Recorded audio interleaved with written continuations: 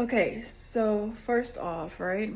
I was listening to my coach and she was talking about you have to basically become a wealthy person or to attract wealthy and abundance and all that good stuff. You have to have the right mindset. Not only the right mindset, but she said basically you have to be a good person. You have to be emotional stable.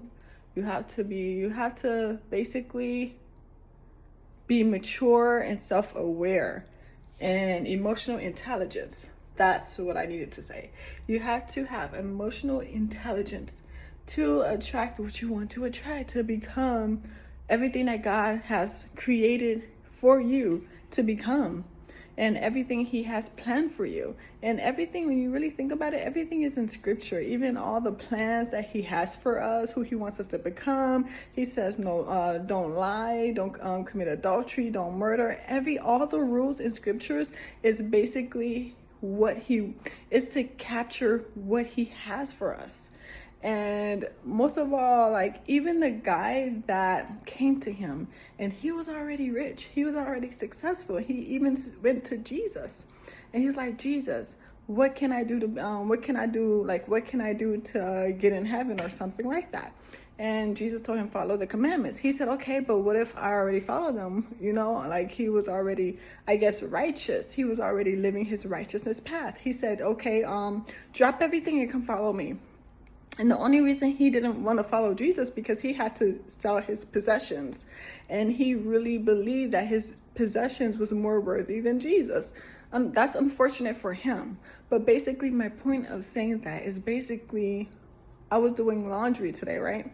And then I realized, I'm like, wow, to get all the abundance and the blessings that God has for us, we really have to just be a good person. And not only good, you have to be self-aware. You have to have emotional intelligence. You have to know how to balance a checkbook. You have to learn how to budget so that you won't spend stupidly. You'll spend as if you were you will spend as if you were a person that was self-aware of your spending, that was self-aware of how you budget, that is self-aware of discerning your wants from your needs.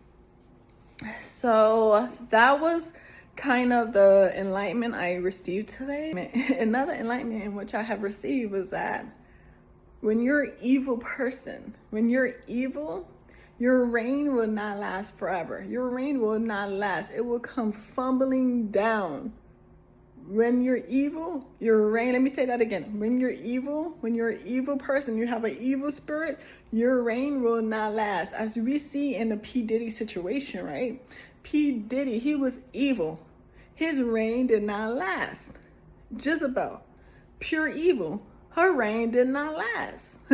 And I will, TD Jakes, I'm not going to say he's an evil person, but when you're a deceptive person, when all you want to do is deceive people, and you have this blackness in your heart, and you're doing the opposite of God's will for your life, when you're like completely evil and you're just disobeying God and just doing what you want to do, your reign will not last. Okay, that was another enlightenment of mine that I had. And this was while I was just doing laundry, people. But you have to really ask God to purify your heart, to become a better person every day. I know some of us, we have our moments when we're just disgusted with everything around us, and we're just too better than this, better than that. Or we just have our nose stuck up in the air and looking down on people. No. I know you have to, when that spirit comes over you, like the spirit of egoness, all this ego and pride, you have to be aware of that emotion. You have to be aware, not emotion, but you have to be aware of that spirit and realize, okay, this is not of God. Let me humble myself. Let me go down a little bit, calm myself down, read some scriptures, and evaluate my heart.